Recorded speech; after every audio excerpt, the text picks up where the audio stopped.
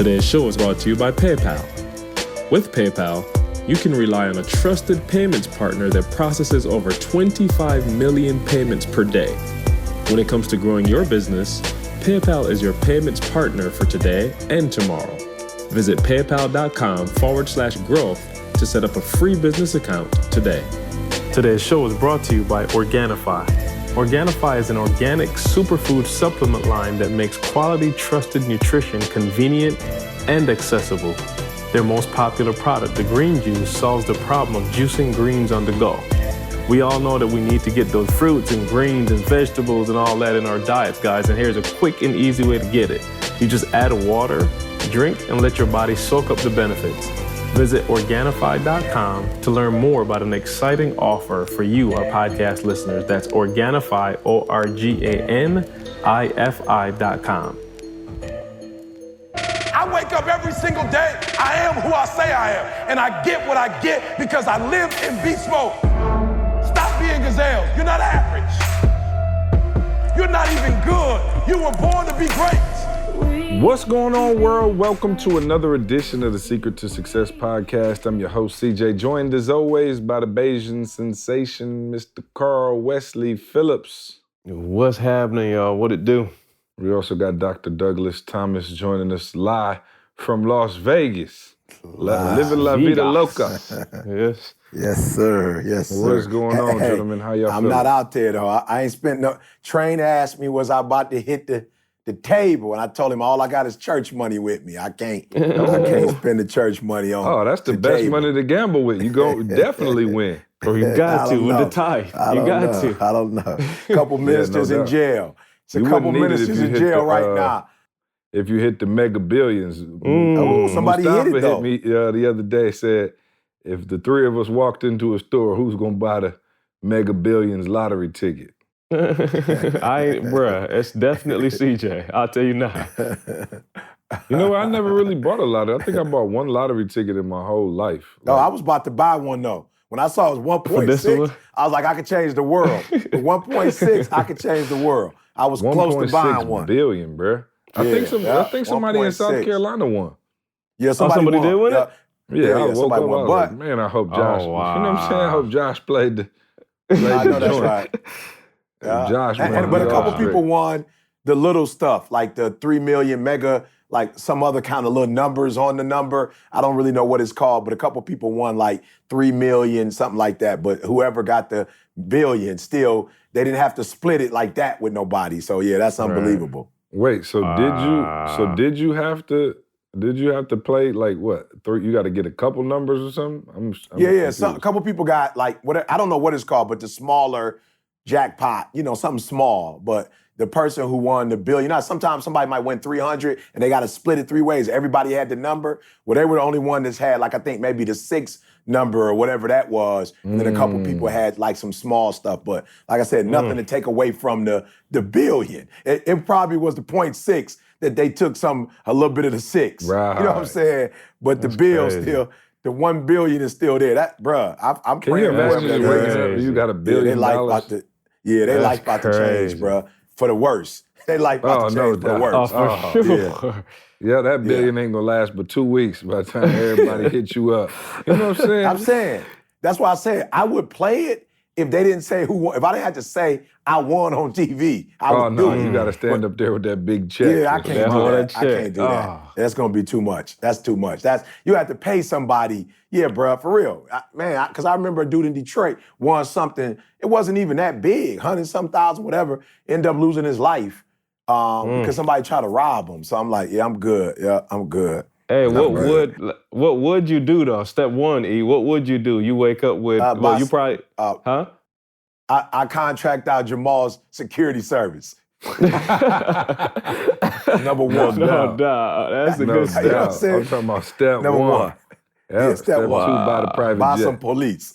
Yeah, that's doubt. real talk. Hey, man, I wanted to get y'all take on something. I saw that a school in Florida had brought back corporal punishment for the kids. And then I saw an article yesterday saying that a school in Georgia was monitoring the situation closely, and it looked like it was working down there. No So they question. bringing question. it back in Georgia. And I was Right. trying to see, and they said, I did read the article, apparently, you, as a parent, you have to sign a consent form saying that. And they said they got several consent forms back. Trey butt getting whooped at school. Absolutely. Oh, let me tell you Absolutely. something. Trey ain't the problem. Avery might need to, you know what I'm saying? Somebody might need to get Avery. Trey, I'm sure, not going to get a whooping, but Avery may. But let me ask you, E, what do you think about them bringing back corporal punishment in Georgia and Florida? It's needed. It's needed. And getting these kids. You probably would have never stopped teaching, E. No doubt. Bruh, I would have never. Listen to me very closely. And I don't know He said that's the only time in his life you ever quit. Tell the story. I quit, bruh. I quit, see? I can't do it, bruh. Because, and I need people to understand, because I don't want them to get the wrong idea, but a part of being any type of leader, is a level of credibility and respect. You know what I'm saying? Like, you can't be a leader if people don't respect you. People are not willing to follow you. And so what happened in the school system, I think maybe the early 2000s, what we saw, was when they took corporate punishment out, we saw where kids would just like, hey, there's no, what's the word I'm looking for? There's no like accountability. For nothing. Yeah, there's no accountability. Like if I want to talk to you any kind of way as an adult, I can talk to you however I want to talk to you, and there's nothing you could do about it. And so for me, it wasn't the punishment that I was interested in, but I knew that as a teacher, if I lose respect from one student and he could talk to me any kind of way, well, what would happen is other students would be empowered, and they'd be like, oh, he a chump. Y'all all remember those teachers you had that you had respect for, you know what I'm saying? And you remember the ones where you didn't have respect for, or substitute.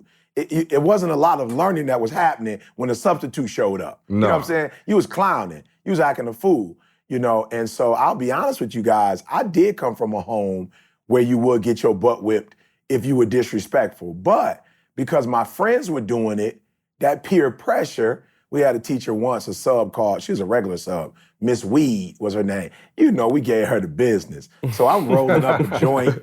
You know what I'm sayI'm rolling up a joint. Steve, Mr. Softy and Miss Weed. What was going on back in your day?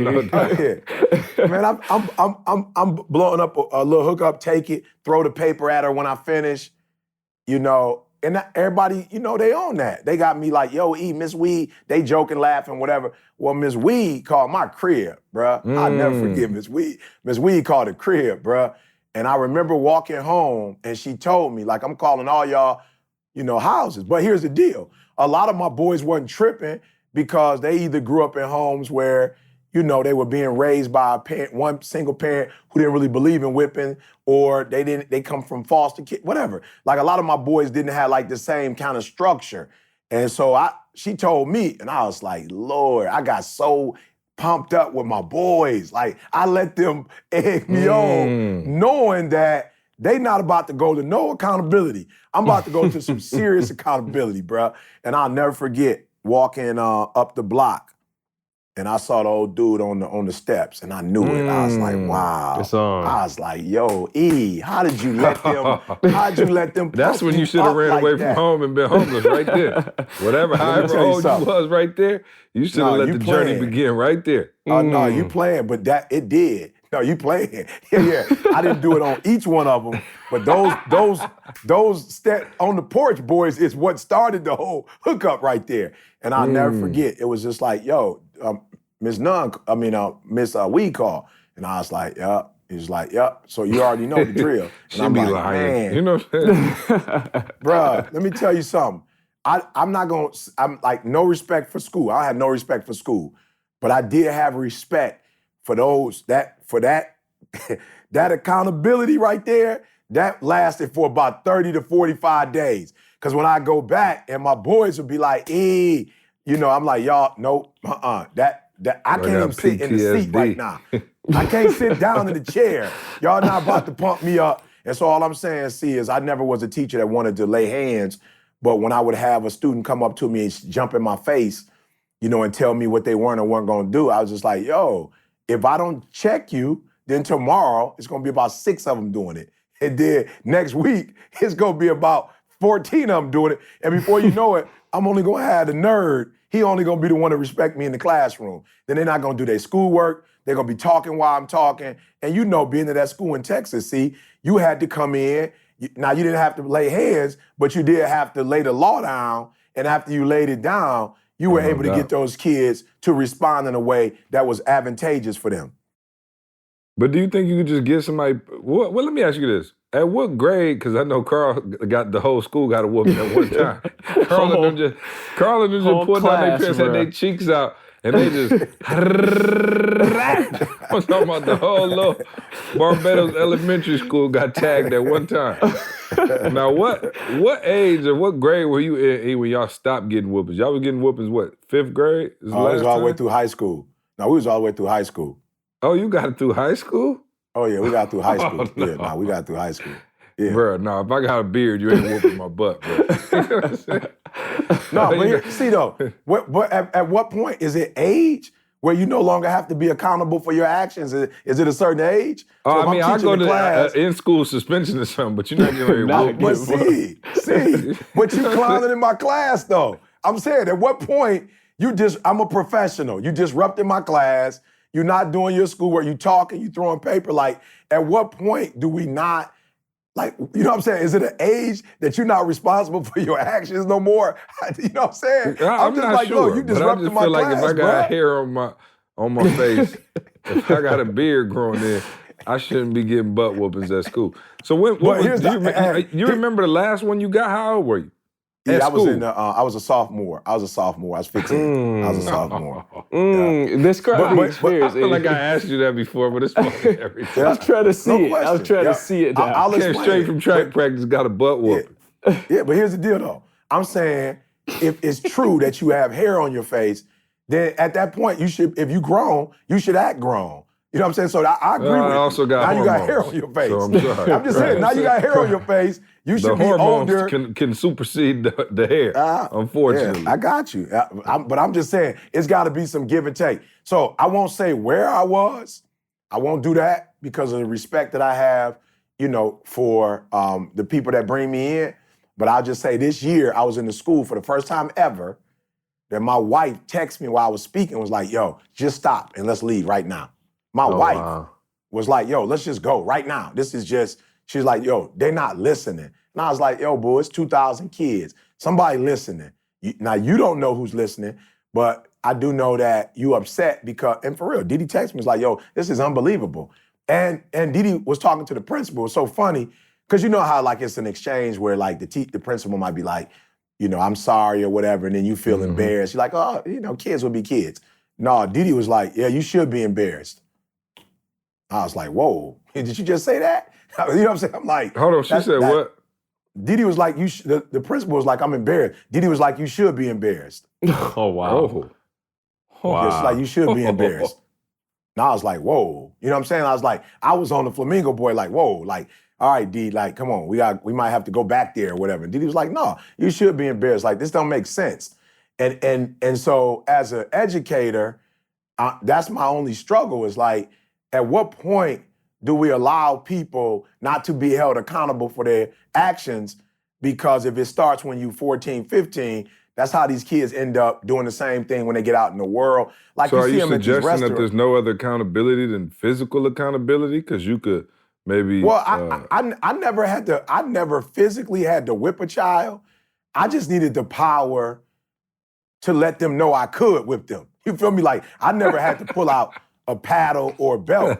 But it's at a point now, see. Tell the truth, when you was at Wood Creek, you did snatch one of them little kids up. But I didn't have to whip him, though. I just had to snatch him up, though. I just had to snatch him. So I didn't have to, So snatching was legal back then? Oh, yeah. Yes. I'm saying, what you want me to do? You want me to, like, actually, like you said, line them all up and whip them? You know what I'm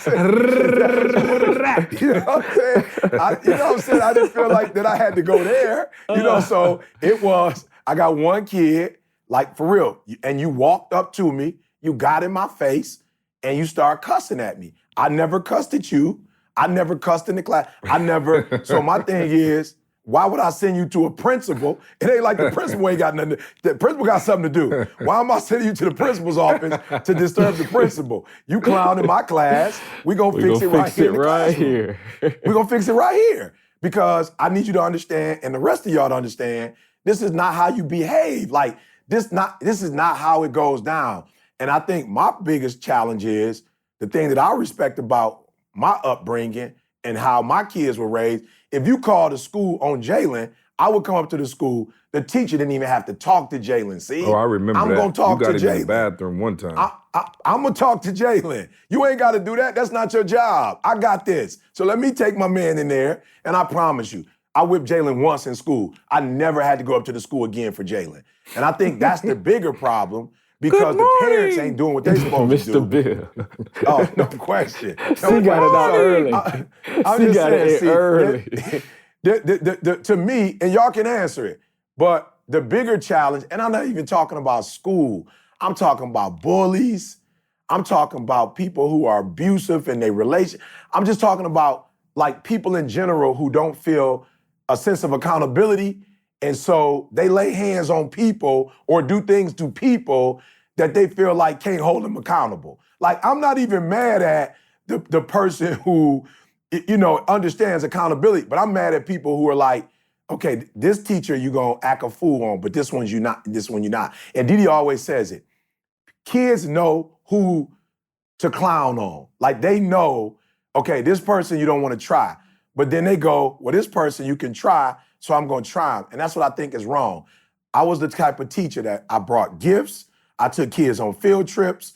We did things on the weekends together. They came to my house after school, ate my food. We played video games. I helped them with their homework. So for me, it's like, I'm giving you 120 and then you're gonna do this? It's just not acceptable, see? I see if I was a bum teacher, but I'm giving you everything I have, and then you're gonna turn around and disrespect me in front of your peers when I've never disrespected you. I can't live with that, see? Understood, and that's why you quit. Absolutely, because somebody was gonna get fired. Somebody was gonna get fired or somebody was gonna get hurt. You know what I'm saying? One of the or two. Go to jail. No, for real, because I hit you, I hit your child, then you come up there and now you want to hit me, but you don't want to hit your child, or you don't want to put your child in check, but you want to, and I'm like, I love Didi too much, I love Jalen and Jada too much not to be able to feed my family because you can't keep your child, or you won't give me the permission to put your child in the space that your child should be in. So yeah, I quit. Yeah, that's just crazy. That's the one thing he quit. He finished the PhD. Took him 12 to get a 4. But a little third grader was the death of him. Hey, he made it out of homelessness, but couldn't make it out of the Wood Creek make it out of school district. Couldn't make it out of Wood Creek Elementary. Wow, unbelievable. Well, I made it out of Wood Creek. I made it out of Wood Creek. Yeah, it wasn't Wood Creek, but I did. I ain't gonna call it I thought it was Wood Creek. No, it wasn't Wood Creek. It was another school. And they were middle school kids. They were middle school, so they was 6th, 7th grade. Dwight Rich? Yeah, I'm not gonna call the school out. I'm not gonna call Don't say it was my school now. She trying to get the school name out of me. I can't give you the school name. Because I thought you was at Wood Creek. No, I did work at Wood Creek, but it was K through 5. So you're not gonna have no, you know what I'm saying? You ain't gonna have no whole bunch of problems out of a 9, 10-year-old. But when they turn 12, 13, 14, as my uncle used to say, you're smelling yourself. Mm-hmm. Oh, yeah, no doubt. Yeah, at that age, for sure. All right. So tell us about the spiritual development. I heard it was 10,000 people showed up. It was crazy. It was off the chain. I was actually in Michigan. I know. Jalen was gone too. For everybody who was texting me like, yo, I'm here. I was like, okay, I'm not. Right. Thanks. I had to take the fam back to Michigan. We had the annual Uncle John cider mill. I did not see Carl's stalking there, so thank God. You know what I'm saying? You didn't get a time or day. But we did the family thing up there. It was great. Of course, just going to the cider mill, picking out pumpkins, whatever. We had a great time. But I did miss the spiritual development, but he was sending me videos and pictures, and it looked like it was off the chain. It was a fire hazard in the building. They had to send people out. What happened? Tell us about it. Yeah, no. It was, bro. I was shocked. First of all, I'm not. While I know the work that we put in, and I know we have people who support us, I was shocked that people flew in. You had people who flew in, people who drove in. You know what I'm saying? So it was unbelievable. But I was in my element, man. And for those of you who are speakers, I want you to know, man, there's levels to this. Or whatever you do professionally, there's levels to this. And I just left an event. Again, I won't call a city out, but there was an individual who brought me in who was nervous.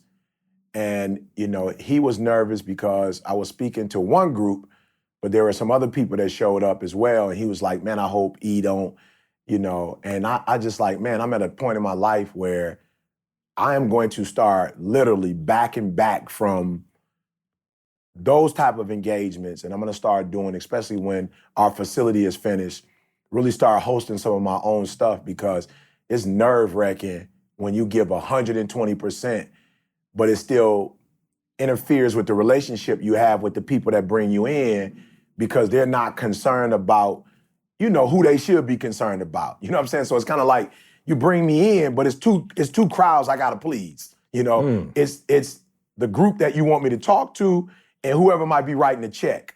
And again, I know this ain't the topic, see, but maybe one day we could talk about this.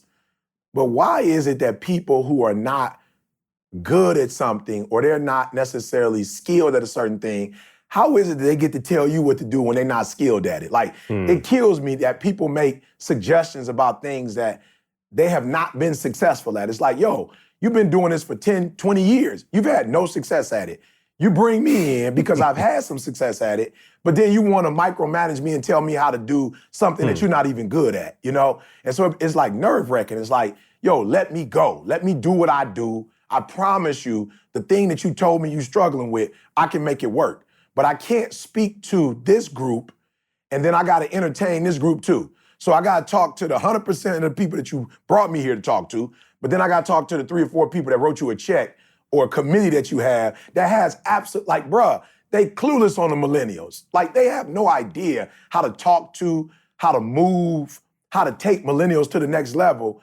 But you're having a conversation, even though the millennials was like fire message, they clearly loved it, taking pics, getting autographs, trying to buy gear, and they loving it. But then you telling me that these 3 or 4 people didn't like it. So the spiritual development thing was so fire, because I didn't have to deal with none of that. Everybody that was there wanted to be there. You know what I'm saying? Everybody that stood in that line wanted to stand in that line. Shout out to my boy Nick, who used to run track with Purdue. My man was there at 3:15. He texted me at 3:15, like, yo, E, am I in the right space? I'm like, what do you mean? He's like, I'm at the school. Nobody's here. I'm like, Nick, it's 3 o'clock. He was like, oh, I know, but you said first come, first serve. So I wanted to be the first one. I was like, wow. And so I was laughing at him like, Nick, it ain't that deep. But come to find out, some people got turned away. So it was that deep. You know what I'm saying? So it really was that deep, So it was phenomenal. We'll be back November 17th, 6 o'clock, same spot, Best Academy. And I didn't have no plans necessarily on being there, but Didi was like, yo, we going to Jer's wedding? I was like, I didn't even know you knew Jer's like that. You know what I'm saying? I didn't even know you knew Jer's. And she was like, yeah, Jer sent us an invitation. So I want to go to his wedding. So I'm like, bet, I want to be in Atlanta, but I don't want to be there more than what you want to be there. So she's like, no, I definitely want to go to his wedding. So I was like, bet, well, we'll do a spiritual development, on Saturday. So yeah, man, it was fire. The only problem is the wedding's not in Atlanta, so it's in Florida. Oh, where is it? I believe I didn't know that. So tell D, I didn't know that. See if she still love him. Oh yeah, she might not. Yeah, not to go to Florida. No. I don't know. No, what part of Florida is it? I think it's in Florida. Trust me, I'm sure, because I looked at it and I thought it was in Atlanta too, and I was like, oh, I might be able to make it. I think Didi just did that because it's Jer's, and she put him in Atlanta. Yeah, that's probably what happened. No, you know what part of Florida? Yeah. Yeah.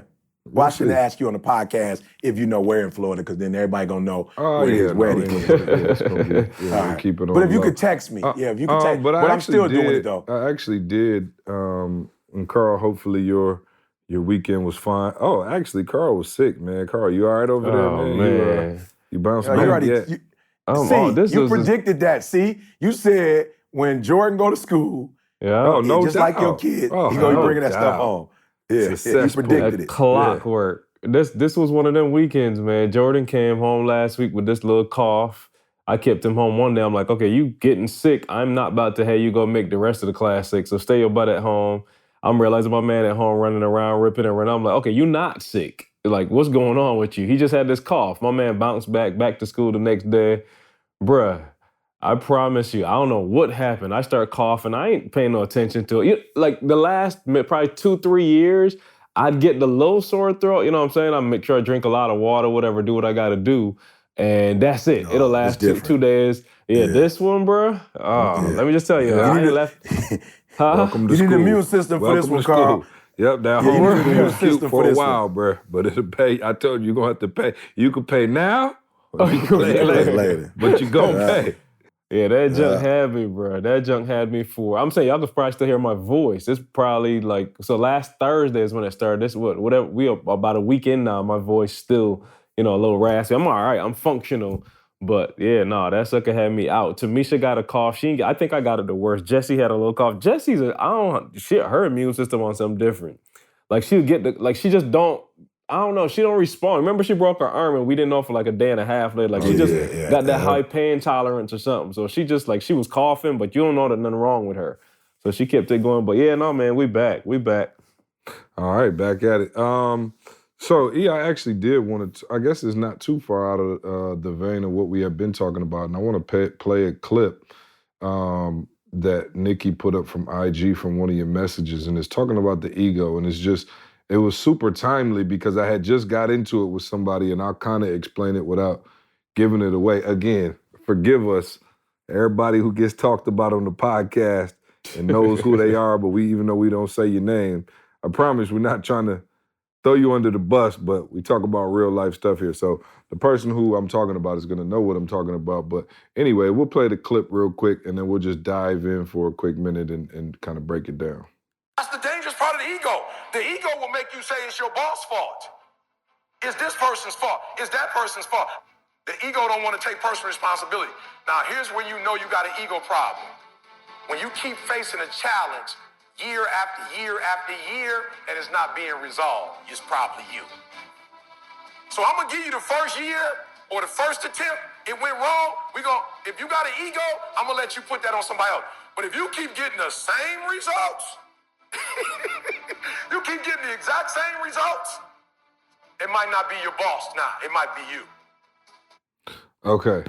So, and like I said, we just kind of talked about that, and you obviously were talking about the ego there with people bringing you in and still wanting to micromanage the situation.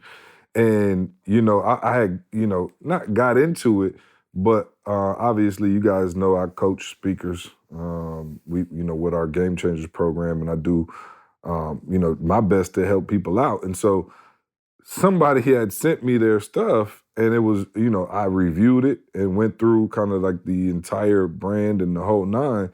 And, they were like super geeked about like my feedback. And y'all know me. I mean, one of the characteristics of a gorilla is like, I'm not necessarily, I don't have the best manners when it comes to like just telling you the truth. Like I just say it, and then like, I don't try to find like a real sweet, side way to say it. But they, showed me their stuff and they were like, yo, what do you think? And they were like hyped up. And I was just like, it wasn't good. And boy, oh boy, was that the worst mistake I ever made. They were like, yo, you think everybody got to do it like E.T.? You think if they ain't E, it ain't good as E, it's not good. And this program and you and this. And I was like, yo, I'm talking about like, I was just being real. I'm like, it wasn't good in that you couldn't get paid for it. And so what I was trying to explain to them is, yo, I help people to get paid from speaking. Like, that's what I do. Like, if you want to just go make it a hobby and run around and speak to like a local softball team, I'm good.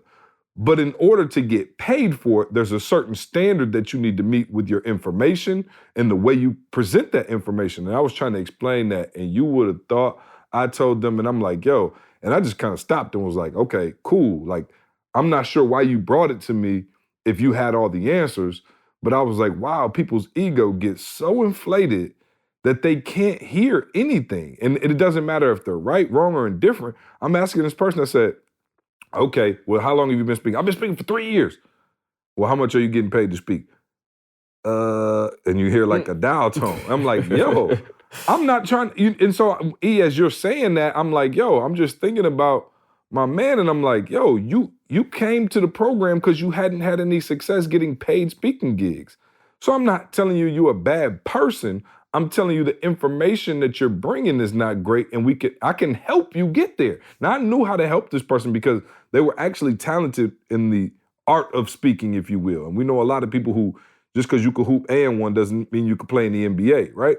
And so I guess I was frustrated, bro. I was just like, yo, you know what? I'm good. Like, I don't, if you're not open to feedback, then you shouldn't have called me, or you shouldn't have sent it to me, or you shouldn't have joined the program, because that's what I'm here to do. And I'm not here to lie. Like, I could be one of those people who just like, you show, oh, it's good, bro. Hey, keep it going. And I wouldn't have done you any justice with that. But that's what people want to hear. But why is it so hard for people to hear feedback or constructive criticism, even if that's what's going to take them to the next level? And I ask you that because, yo, you are the best speaker in the world, and you'll still take my feedback. Like, if I tell you something like, yo, E, I think you got to hit this harder, or you got to say it this way, you got to say it that way. Who am I? I'm obviously nowhere near your level, but you trust me enough to say, okay, cool. Now, you may or may not implement it, I don't know, but you're going to listen, and you're not going to be offended by it. Even the fact that we always joke about it, but even the fact that you got rebaptized, to me was huge. I'm like, yo, E, one of the calmest,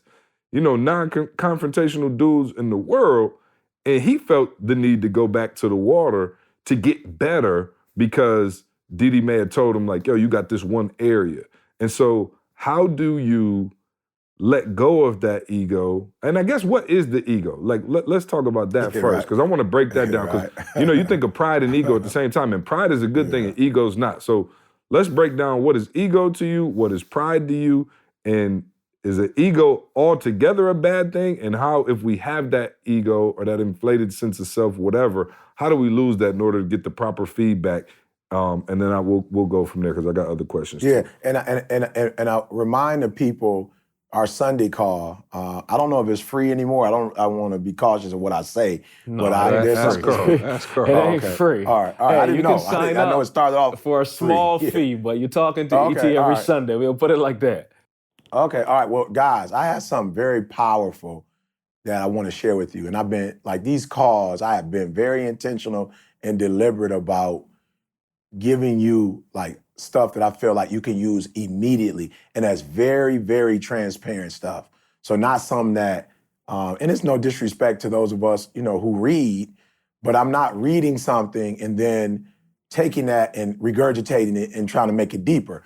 I'm giving you just flat out new, transparent, real stuff that I think, as C talks about reverse engineering, that I'm in that space. So I got some stuff I want to share with you. I'm going to talk about a little bit of it now, but really go into depth on Sunday. And I don't know, see, the difference between the ego and the pride. You know what I'm saying? I'm not really that good in terms Let me look of, it up. like, You scientific keep talking, stuff. I'll get the definition going. Yeah. You know what I'm saying? I will say this, I don't though. want to misspeak either. Yeah, no, I don't know what it is, but I will say. Here, let me say, I got it right here. Oh, okay, go for it, yeah. So the ego is a person's sense of self-esteem or self-importance. Okay. Yeah, Okay. so that would be, I guess that would be I guess that in itself doesn't necessarily have to be bad. Yeah, we could work with that. So I think it may be inflated ego. Okay, got you. So that was ego, right? That was ego. Let me get you pride real quick. Hold on, let me get you pride real quick. I got it.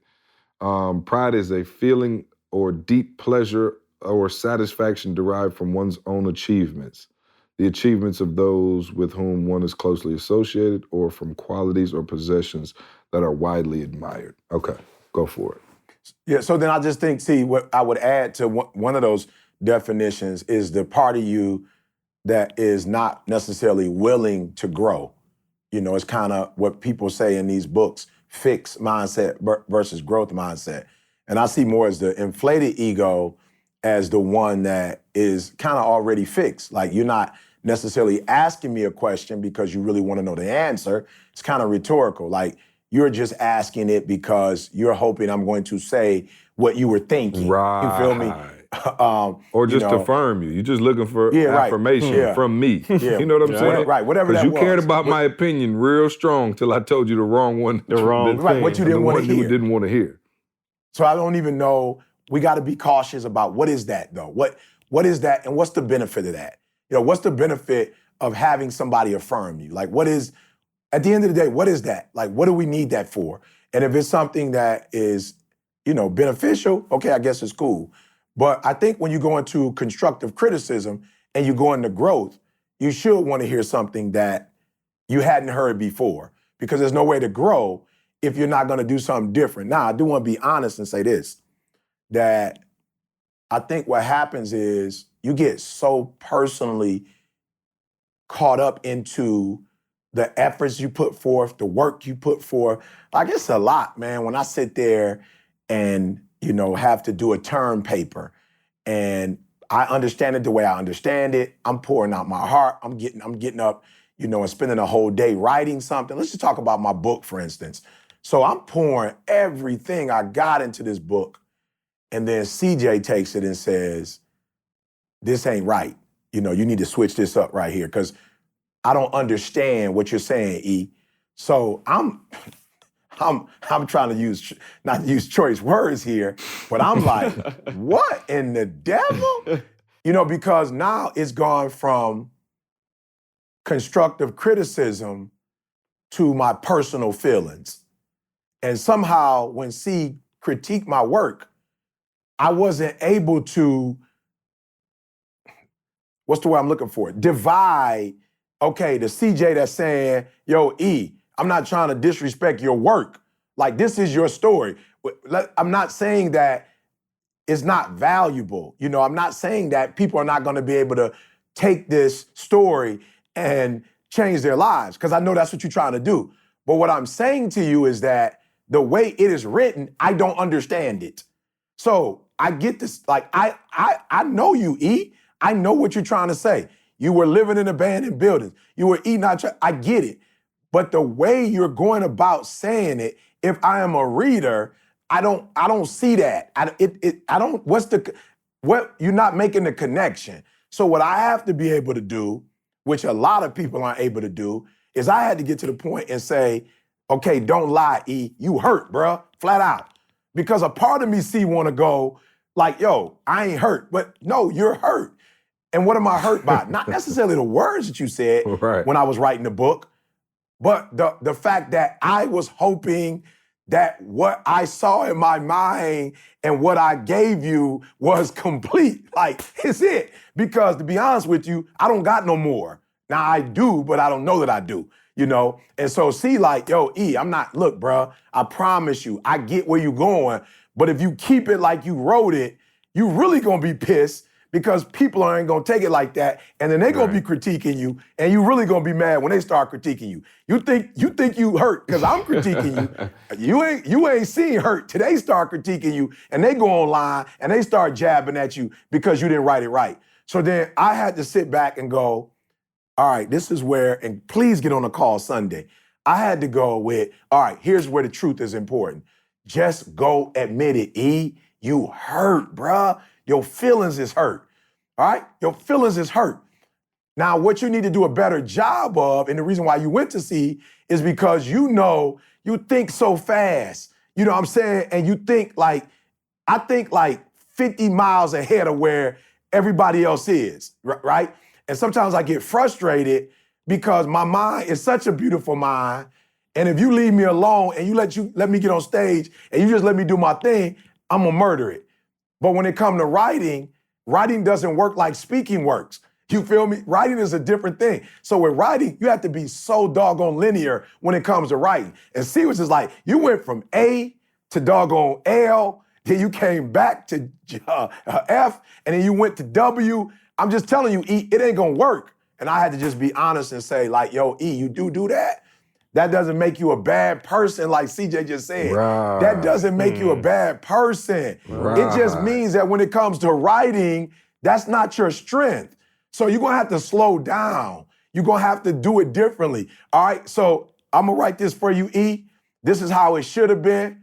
Then if you're not really confident in yourself, you could go with, oh, okay, so like C said, oh, so you write better than, like, so you gonna tell my story better than me? Like, you could go there. Like, no, I'm not gonna tell your story better than you. But what I am is gonna help you I'm gonna help you tell your story though. That's what I am gonna do.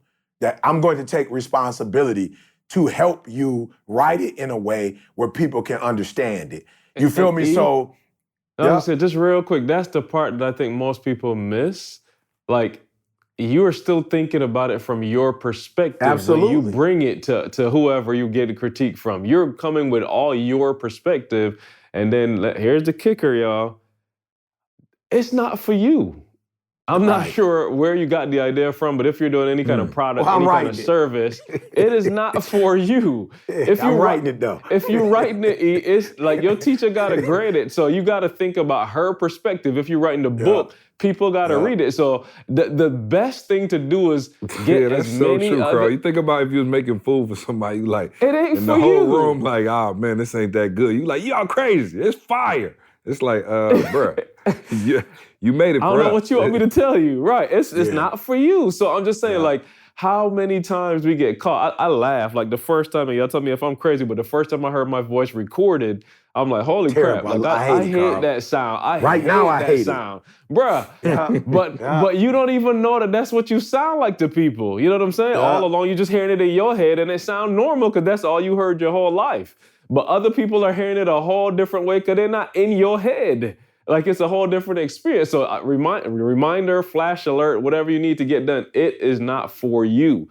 So you do way better getting as much input on the front end because like E and C said, when you put it out there, trust me, like I think E just said it. If you get feedback from people that you don't know and that you don't care about, that ain't going down real good. You know what I'm saying? Like somebody that you love, you treat like you can't swallow that at all. You know what I'm saying? So it's not for you, man. Well, yeah, but you know, when he tell you put your stuff out, I get it. Like, you know, I get it. You put your stuff out and you think it's great. And I mean, you see them on American Idol all the time. They like, what's the problem? They like, yo, what, like that was fire. What do you mean?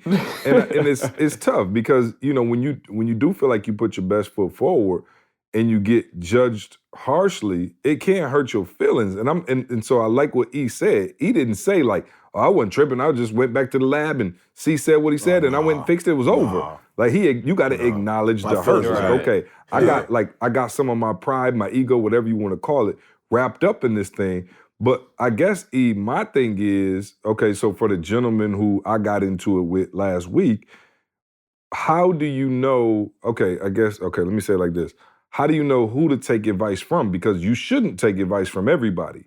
So if you're getting feedback from your mom or your grandma or a friend or whatever, because on the other side of that coin, you have people who every time they put something out, they listen to everybody's opinion and then they try to bend it to make it fit everybody's, liking, and it doesn't fit anybody's liking. So how do you know, I guess for you, whose opinion do you trust and why? And how should people develop that inner circle, or does it differ depending on what the circumstance and the situation is?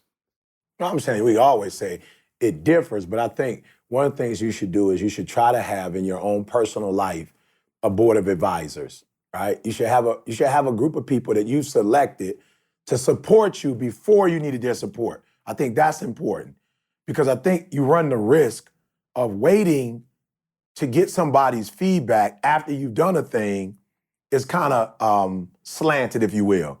So you got to be careful of that. You have to be careful when you're picking your board of advisors.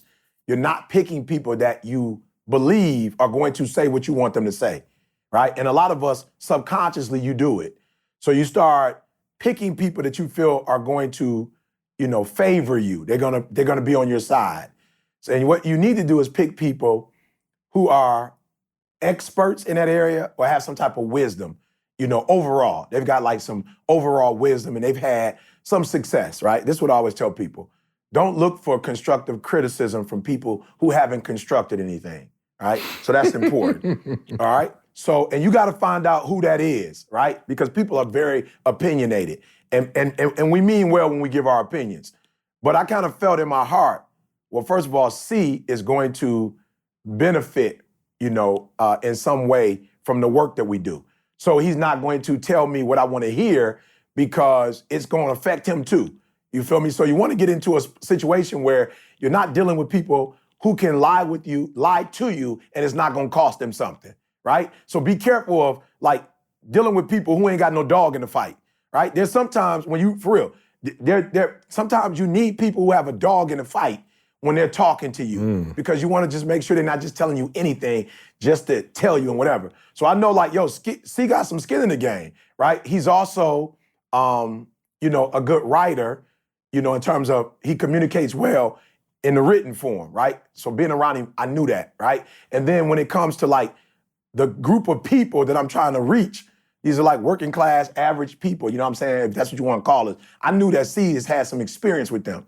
So he's going to, he's an athlete. He's been around people who don't want to read. Some know how, some don't, but they're not really into reading. So I knew he would kind of know, all right, E, if I read this and I can dig it, all right, most of the kids in the communities that we come from, they're gonna be able to read it too, and they're gonna like it too. So I knew he had some skin in the game, right?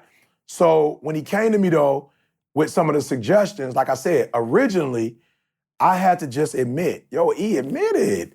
You're not a good writer, all right? And this is what I want to say to some of you, right? Here's where you go wrong, and I feel you 100%. If you're sweet in one area and you're used to being sweet in that area, when you go to another area, even if you're not sweet in that area, you still want the same lifestyle you get when you're in the other area. That's all it is. You want the same lifestyle. So when I get up on the mic and do what I do, there's a certain type of response that I get. And that's what I'm accustomed to. Mm-hmm. But when I write, I get the total opposite experience. So I didn't write a lot because I didn't get that same experience. So when C came to me, it was like, E, you gotta be real. If this was speaking, you could probably do it in 1 or 2 takes. This is not speaking, this is writing. So relax, get that time frame out of your head. So for a lot of you, that's the other thing that messes you up. You already have an end goal, and you're so fixed on that end goal that you're not really loving the process. So when somebody comes to you and they throw you off of your projected date, your feelings hurt now. Because you like, I want to be finished January 1st. It's going to be a brand new book. Everybody's going to buy it January 1st. Now, when C came to me, my January 1st date turned to maybe like June 1st. You know what I'm saying? We was on June 1st now. And I'm like, whoa, that don't look nothing like. And so a part of my hurt also was, you just throwing me off of my whole end goal. Like, this is what I wanted to accomplish. And C was more like, E, if you focus on the process, your end goal, whenever it comes, is gonna be fire. But if you rush it and give me January 1st, I promise you're gonna sell about 15 copies. And then your feelings is really gonna be hurt. And so that was the other thing that I had to realize, is like, all the stuff that you are married to, you're gonna have to divorce that. It's almost like for those of you who come to me, E, I want you to do marital counseling. That's not what you want me to do. You want me to do marriage affirming. That's what you want me to do. You're not asking me to counsel you, because if I counsel you, I might tell you don't get married at all. You already have a date, so it ain't counseling. It's marriage affirming. You just want me to affirm that the two of you are made a match in heaven and y'all made to be together. And so I think sometimes, see, the stuff that we're married to, and it's not the process, most of us are not married to the process, that's another pride or ego thing we have, because you just shattered everything that was in my brain. That picture I had in my brain, you just shattered, crumbled, put in a ball and shot that joker into the trash can. I'm talking about, you run my whole idea amok. Yeah, no, I understand it, man. I just think if, it can be beneficial. And I'm gonna be real. I'm not, okay, how do I say this without sounding like totally contradicting myself? I'm not super open to feedback. Y'all know that. It's the gorilla. I said that. I said it on the line the other day. It's like, I'm not, I guess it's the gorilla thing. And trust me, now I will be open to feedback, especially in areas where, I'm going to be real, in areas where I know I'm not sweet, it ain't even feedback. I'm just like, somebody help me. You know what I'm saying?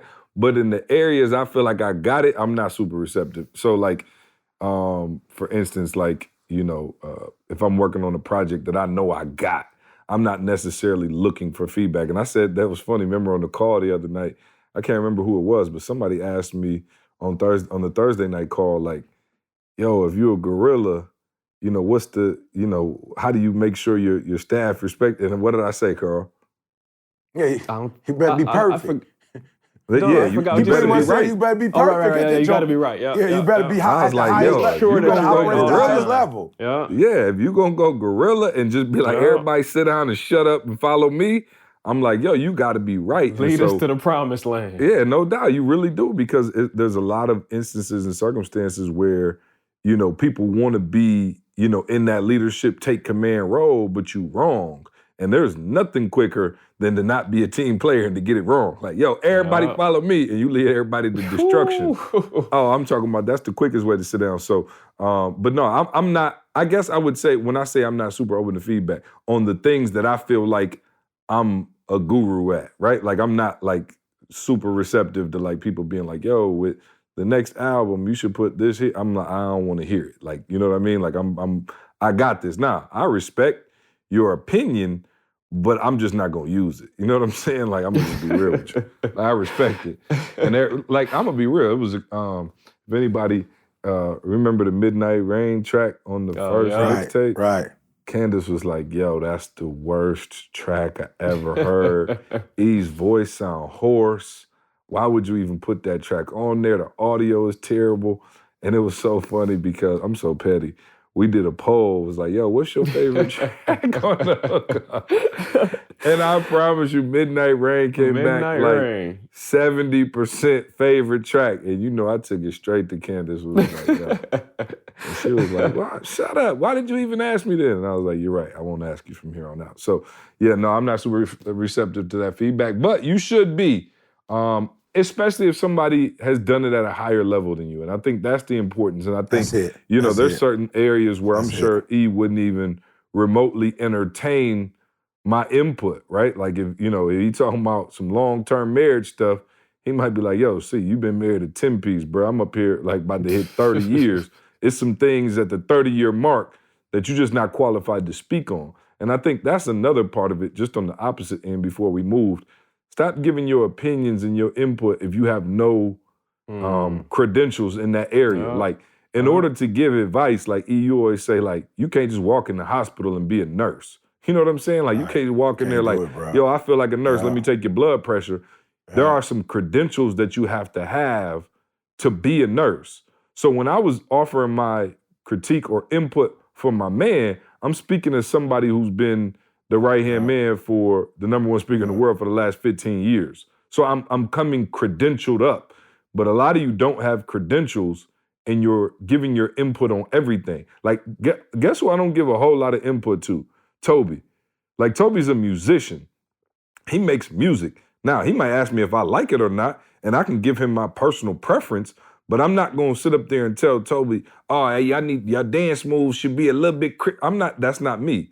That's not my lane. And so I stay out and avoid giving my input in that particular lane because I don't want to mess him up with uncredentialed input. And a lot of you out there, you give an uncredentialed, you got an opinion. You ever meet those people, they got opinion on everything. I'm like, bro, you know everything. They come over to your house, oh, you should move that bookshelf over there. And then they'll, you know what I'm saying? And then you go speak, they like, you really, I'm like, bro, you got an opinion on everything. So I try, on the other hand, to only give an opinion on the things that I truly feel like I'm credentialed in.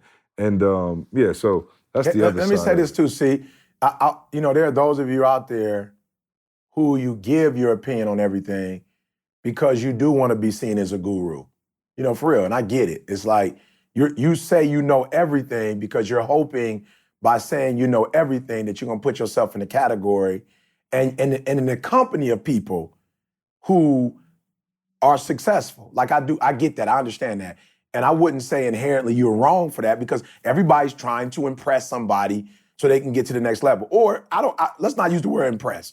Let's use the word you're tired of being in the circle that you're in and you honestly want to get into that next circle. You want to be able to around a group of people who are going to be able to benefit you, like for real. And you know that if you, I think Amari Cooper just went to the Cowboys, and my wife was asking me, like, yo, what you think about that? I was like, yo, the Cowboys, sweetie, is a phenomenal franchise to work for in that, or play for, because they care about winning. You know what I'm saying? So they'll do whatever it takes to win. So that was a great move, because she was just like, yo, is that a good move? I was like, yeah, that's a good move. Right now, the Raiders aren't doing a whole lot. My man gonna go over. You got a phenomenal running back. You got another good wide receiver, so they ain't gonna be triple teaming my man like they're doing in Oakland. I think it's a great fit. So let's just be real, all right? You lie because you hope by lying you're gonna get out of the state that you're in and get in a better state. But here's the challenge. When you talk about stuff that you're not a guru in, nobody's stupid.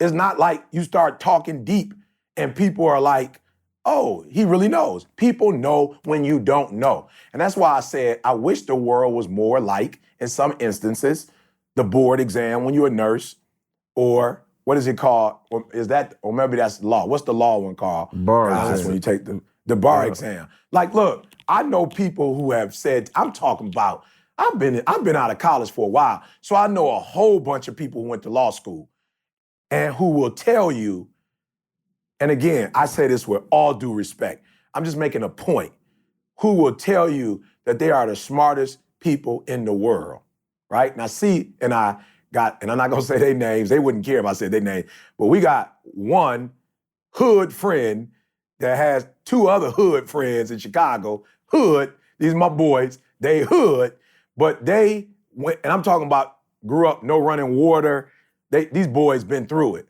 and they took the bar exam together, and they all passed on the first one, right? And I know people who are stupid smart who couldn't pass on several shots, right? Look, this has nothing to do with people's intelligence, but what happens in certain arenas, you can't say what you are and then get qualified on what you say.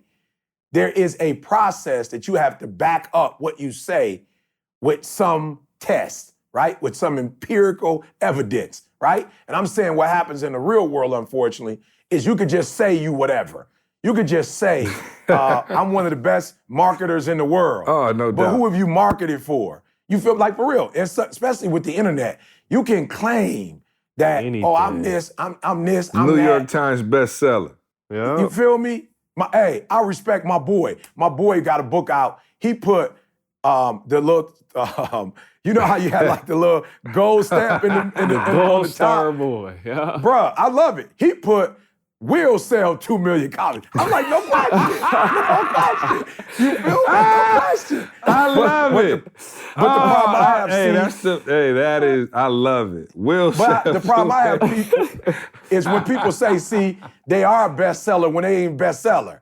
You feel me? So he was just like, I will sell 2 million. That's so I will sell important. 2 million. You feel me? And so I'm just saying, I think one of the challenges is that when you project yourself to be something and people find out you're not, I think that's the challenge, because now we don't want to deal with you anymore because you're a fraud. You appear to be a fraud. This You whole appear to time, all be- I can think about as we having this conversation is those commercials where they like, yo, oh man, you really need to do something. You need to give them CPR. They like, yo, you a doctor? Like, nah, but I did stay at a Holiday This is Inn. for the Holiday Inn Express. No You know what I'm doubt. saying? You feel me? You So feel the me? people out there, you out Yeah. there giving info like, yo, you did this? No, you didn't. So shut up. You know what I'm saying? So, But you trying to act like, and for real. expert, Just- bruh. I know. Yeah, just tell man. people. I'm like, yo, and if tell you me was where you that are. sweet, you'd have Yeah, did it and been right. sweet yourself.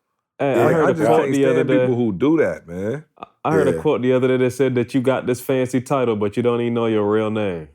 And I was like, that's exactly what it is. You Yeah. created this title, the number one, Yeah. the this, the that. But what does Yeah. your name really, what does your name mean? Yeah. Like, you know what I'm saying? Who Yeah. are you? Like, you don't even Who know are that. you for real? Yeah. Because it's gonna come out, Carl. It's gonna come Yeah. out in the wash. So we and I was telling Jalen this the other day. I said, son, you young. I said, yo, I feel you. 100%, I used to be young. I said, but son, let me tell you what I learned. You might as well let them know who you are up front, and they don't have nothing to do with you, than to be somebody to attract them, and then when they find out who you really are, they don't want to fool with you no more. Same end result. You feel me? Same end You feel me? Same result. You just wasted however many, you know what I'm saying, however much time you waste before people find out who people really are. It's just like, yo, let's not even waste time. Like, I'm not even playing. I was on the phone with a dude doing business today, and, you know, he gave me a price, and I was like, yo, bruh, for real. Between me, let's just be for real. Let's just talk. Let's not even play game.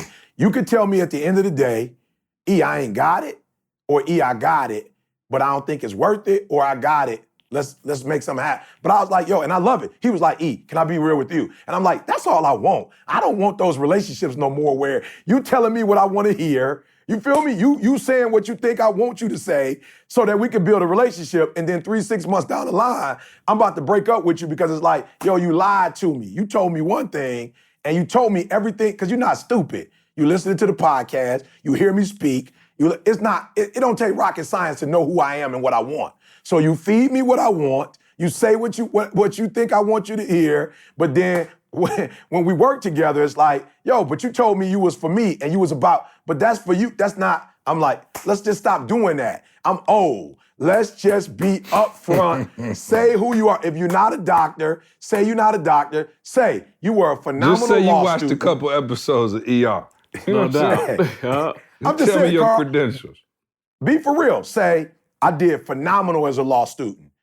I did phenomenal with my intern work. I did. But Call it just what be it is. real. Yeah. Because here's the deal. I had to tell somebody, yo, the reality is some of the things that you're doing professionally, you don't necessarily have to be barred to do that. You don't have to be barred to do that. But you know, you have to be barred though, Carl. You have to be barred because somehow this society says, if you can't pass that test, then you're a nobody. And that's wrong. That's wrong. That there are some opportunities for people who are barred. Absolutely. But you're not dumb. You're not stupid. You're not valuable. You are not whatever because you didn't pass. And people are putting everything into it.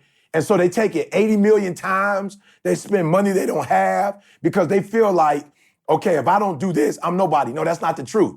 There are many people who are not barred, who have made some great contributions to this world, who just did good in law school, who were great students. You feel me? But we get caught up into, I gotta say that I'm this or that, or people are not gonna love me, or people are not gonna value, or people are not gonna appreciate you. And I tell people all the time, when I hire somebody, or when I'm looking to make somebody, put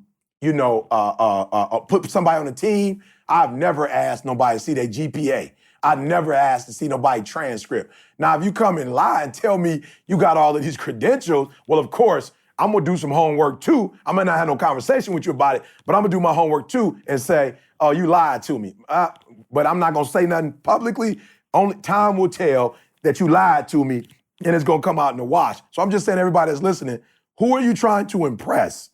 Who are you trying? Because at the end of the day, if you tell people the truth and they love you, they're gonna love you with or without it.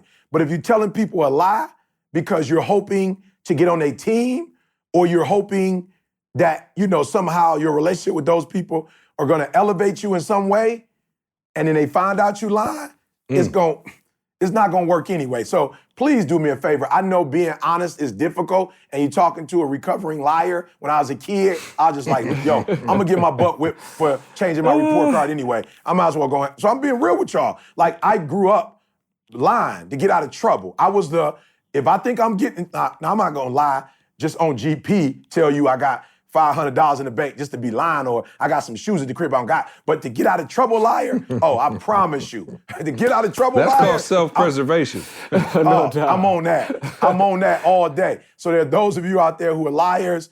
You don't have to feel bad, but do yourself a favor. Stop lying. Stop exaggerating. Stop saying you whatever, because now we can go on the internet and type your name in that joker, and I don't care if you got a police report.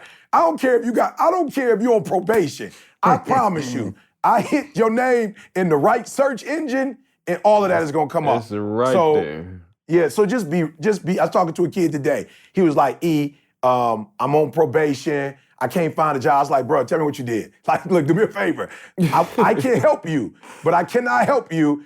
Did you go to jail? He's like, nope, but I got 16 years. If I do something wrong, I'm gonna get that time. but I'm on probation for 5 years. I was like, okay, cool. What else? What did you do? Well, I did this. What else? Don't play with me. What else? I did this and I did that. Anything else I need to know about? Nope. Okay. Now, 90% of the people are not going to want to deal with you, but I might be able to find 10% of the world who also went to jail, who also started their own company because, Right. and then I can have them talk to you and maybe they can hire you. And he like, that's a deal, E. So Right. yeah, man, just be fake. Stop being fake and be real. Let me get our sponsor in for today, PayPal. You guys are all familiar with PayPal, I'm sure. If you're not, you're living under a rock. Get out from under the rock. We've used PayPal like from the beginning of ETA. So here's just a quick spotlight of a business that has used PayPal and has been successful. The business is called Linda's Stuff. Once an attorney in New York City, Linda transformed her hobby of locating hard-to-find items into a thriving luxury consignment company called Linda's Stuff. What was once a passion project is now a 100-person company in a 93,000 square foot facility. As a company specializing in high-end previously owned goods, reputation is everything. Integrity and trust are a critical part of how the company operates. From day one, Linda has counted on PayPal to help give her customers confidence and protect her business from fraud, even when selling internationally. She's counted on PayPal every step of the way. When it comes to growing your business, PayPal is your payments partner for today and tomorrow. Visit paypal.com/growth to set up a free business account today. All right, back to you, C. You want to know what's not a lie? Organifi. Okay. Not with the bars. I see you with the bars. C. Hey, thumbing the track like a segue. Organifi. All right, that's not a lie. It's the best superfood green powder on the planet. All right, we on that green juice heavy over here, but you also got the gold and the red. Look, now you can get all the healthy superfoods in just one glass. It takes you like 7 seconds to put it in there, stir it up, and boom, you're healthy. The best part about it tastes good, all right? No shopping, no blending, no juicing, no cleanup. Just drop it in there and go, all right? Organifi.com, and by using our promo code SUCCESS, you can get 20% off your order, all right? It's ORGANIFI.com, promo code SUCCESS. Go check out Organifi, man, and get on your health kick, man. Stop playing with it. Get the turmeric too, man. I'm on the turmeric. The turmeric is my favorite. Yeah, and the probiotics. So, yeah, go get it. I've been messing with the protein shake now. I started to do like three or four more push-ups per day, and I'm like, let me get my protein supplements going. Oh, yeah, the protein, yeah. Hey, is your protein like in a big container, Carl? Yeah, it's the big joint. I need that. My daughter is on that. You know, she got her own medical challenges, and she's saying that that's working for her. And she said that I know I got you. how to. Yeah, Jada called me the other day. Prefer chocolate or about vanilla? Let me know. Tell her I got her. I'll hit her after this. What you said? It's in this is the green one. I thought it was green. No, this is it's like straight brown. chocolate or vanilla. Yeah. Okay, well, I just saw the outside of the container. It was the normal green Organifi one. It wasn't brown or whatever, so I didn't know. I'll send you a picture of what she sent me. Yep, I got you. E, how much time we got? 5 I just heard Didi said, all right, Eric. Okay, all right. So let me do two. Okay. Ask ET. He's got to go, y'all. So we're gonna get him out of here on these two questions in the nugget of the day. Let's see. My bad. E, I had it. Rick said, ET, what's the best advice your parents ever gave you? It's a lot, Rick. Hard to just give you one, but let me just say this one. You know like my parents weren't like be a doctor or a lawyer, you know, but my mom and dad were like kind of on that. Whatever your hands find to do, like for real, do it all your might. Like whatever it is, don't play with it. Like give it everything you got, and don't do what we did. Like don't do Ford and GM. Like that's what everybody in Detroit does. Don't make them bad people, but we didn't do all of this for you to do what we did. You know what I'm saying? So kind of go after your own dreams and goals. And I know a lot of parents don't teach that, but that's how I came up. Like it wasn't we gonna be proud if you're a doctor. They was just like, yo, we be proud if you do what you feel like you call to do, and you give it everything you have. Shayna said, what is your definition of greatness? Again, what my parents just taught me. You know, like whatever it is you think is your best life, living it. I'm telling y'all, I got such a love and hate relationship for I'm living my best life. I'm talking about, bruh, I think it is probably one of the greatest, like slogans or lines I've heard, especially, because I feel like, Genesis 1:22, that whole be fruitful, multiply, have dominion. Like, I feel like that's kind of too complex for people. So if you were to break that down in modern day terms, to me it would be live your best life in your health, in your relationships, in your finances, like live your best life. But what bothers me about the song is that everybody's on YouTube or Instagram or Snapchat or Facebook, and they're showing you that I'm living my best life. And it's like, boo, you living your best life on social media. Between me and you know you ain't living your best life. Hey, you know you ain't 3 happy. seconds it took you to take that photo, it was a great experience. You feel me? Because you're trying to get me to believe you living your best life. And I'm saying, no, it don't mean that you can't put your best life up on social media, but like, really put your best life on social media. And if it's not your best life and you live in a terrible life, you don't have to try to impress me with your life. Like C said, man, I promise y'all, when I'm in wherever I am and I do a couple little social media pieces, Nikki called me all the time like, we need more. And I'm like, yo, Nikki, I feel you, but I'm living my best life, Nikki.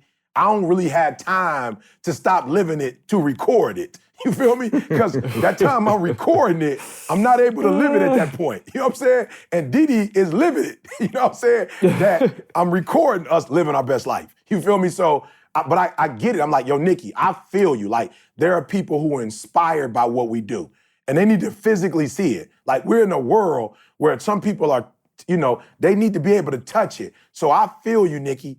But no, when we do it, we not doing it to brag. And look, 90% of the NFL, the NBA, some of the high level stuff I do, I don't even record it, y'all. Why? Because those people don't want to be in a relationship with me, and every time I'm with them, we taking a picture. Because then it's like, yo, is it the relationship, or are you trying to show people our relationship? Like, what is it? And so you got to stop. Like, I believe in the song, I'm living my best life, and you should be. I'm in Vegas. C said it. I'm in Vegas living my best life. And you know what it is? My son was like, yo, what show y'all go to? I said, son, me and your mom ordered room service, and we just been in the room the last 3 days. That's our best life. We went and volunteered at a school. I did 2 schools. You know what I'm saying? She went to TJ Maxx. You feel me? That's it. We just been in the room, son. I'm studying. She's working on some stuff for the church. This is our best life, having our time together. Not necessarily what's wrong with some of the shows. I got to stand in line. I got to sit. I'm just like, yo, us just talking, playing Uno, talking about our future, planning, putting stuff together for the church. She on the phone with Tamisha. We working out. Okay, we got to do this in November. We got Thanksgiving together. We got Christmas together as a church. Are we doing a New Year? We living our best life, y'all. We living our best life. So do me a favor, please. I'm speaking from my heart right now. I love y'all. We love you. Live your best life. Don't try to fake it for other people and say, I'm living my best life. You not. Go spend the rest of people dying, y'all. I don't know if you've been listening to the podcast this year. Between C, Carl, myself, and collectively, we have lost a lot of people. I just left a funeral where my god brother was murdered. It's real out here, y'all. Don't fake it like you living your best life. You only get one. Please spend the rest of it living your best life. Or if you're not living it, spend the rest of your life pursuing your best life. Appreciate that nugget of the day. We'll just let that be qualified as the nugget of the day today. Thank you. We finally on one accord. Yeah, no, I got you. I got you. I felt where you was going. You milked it out for another extra minute and a half. So I would qualify that as the nugget of the day. I knew what you were doing. I knew what you were doing. All right, get out of here, E. We'll all right, take man. it Love from y'all, here. man. Y'all, you love you too. Have a good time in Vegas, working on church announcements. You know what I'm saying? Meanwhile, if I come out there, I'm heading straight to the crap table. I'm trying to go big. Carl, what's up, man? Tell us, what do we got here? We got some stuff coming up here shortly, I know, because my plane schedule looks full. So what do we got, bro? Yes, sir. Right around the corner. I think, is it next week already? San Diego? Man, that's like a week away. San Diego, here we come. Take control, y'all. I'm talking about if you've ever thought about being an entrepreneur, if you know an entrepreneur, I'm talking about any kind of remotely relationship that you have with entrepreneurship, this event is where you have to be. No questions asked. I'm not going to make this long. Like, we're giving you all the answers. Like, I'm just being real. Like, we've been through a lot of this. Josh, y'all heard Josh on the podcast before. Y'all heard Jamal on the podcast. Of course, E's there, C's there. I'm talking about like all of this. And let me just put it out there. We have, correct me if I'm wrong, do we have a female presence there? Because we've had that conversation over and over and over. Females, we are hearing you. Ladies, we are hearing you. We have a representation from the ladies that I'm talking about, she's going to blow your wig. Like literally, she gonna blow your wig. So y'all need to be there, like not playing at all. Seriously. And let me just say this. This is my little pet peeve now. I'm getting a little older, so I'm gonna be a little more blunt. Like, if you're paying attention to where the world's at, you're doing a 9-to-5 right now, it's not sustainable. Let me just say it like that. Like, you can't lock in and say that this going to last the next 10 years, so you're good with whatever salary you're going now. So I'm just saying, whatever you got going on, you need to be at this event because it's going to help set you, your family up. Jamal talking about this legacy stuff. He on his legacy for his grandkids now. He passed his kids. Like, this is the kind of information that we'll be talking about in San Diego. So it's a plane ticket away, y'all. I know it's San Diego, but it's one plane ticket away. Invest in yourself. We'll see you out there. Take control November 4th. The website specific. I mean, you can go to events, etinspires.com/events and check out all the events. Next up, December 2nd, just about a month after that, we give you a little break. We're going to beat you upside the head with the Take Control, then let you go put some work in, and then we coming back with the Ignite the Dream, featuring the one and the only Inky Johnson, Toby and Wigwe, and the hip-hop preacher himself, y'all. New York, East Coast, we coming. So ignitethedreamtour.com is the website for that. That's on December 2nd. And last but not least, Montego Bay, Jamaica, February 25th to March 3rd. Again, y'all, that's the all in all. Like, if you're gonna choose to miss some events, you might want to miss one of the other ones. But Montego Bay, like, I'm just saying, like, how do I need to sell this? Like, you got everything that I just described in the other events, and you in Jamaica for a week. So I don't know if I need to sell that too hard, but seriously, like, we are starting to, I'll get Ted to get me the numbers next week, but we're starting to fill up these slots, guys, so don't play around. This is going to be gone in a minute. We in the fourth quarter of 2018 now, so 2019 is right around the corner, so make sure y'all check it out. Phenomenal Life Jamaica, and that's what we got up, see? Hey, man, you getting better at that, bro. Hey, appreciate it. I like how E, if we had more time, I was going to get on E about the Lions in first place in the division. You know what I'm saying? I ain't want to, you know what I'm saying? I ain't want to go there with him because I didn't know how much time he had. But next week, we will discuss my Lions being in first place. It's under new management, though. It's yeah, under it new is. leadership. Well, yeah. Hey, they brought in somebody from the Patriots, so we shall see if it holds on. Also, man, game changers for all my speakers out there, for all my people who want to be speakers, impact the world. As a motivational speaker, or whether you just want to be better at training, or whether you work a corporate job and just want to be better at communicating, man, we have a program put in place for you, Game Changers. All right, our Game Changers program is dynamic. We're looking forward to our next meetup. But look, quarterly workshops with Dr. Eric Thomas and the team, biweekly mastermind calls with ET, CJ, Carl, and Josh, biweekly group coaching calls. The official ETA speaker manual, all right, evaluation of your current branding, logo, websites, videos, and social media presence, access to Breathe University content and calls, complimentary admission to ETA live events. All right, become an ETA certified speaker today and go to etinspires.com/game changers. All right, you're looking to change the game, you're looking to get paid to be a professional speaker, not just do it for fun, you want to be paid for it.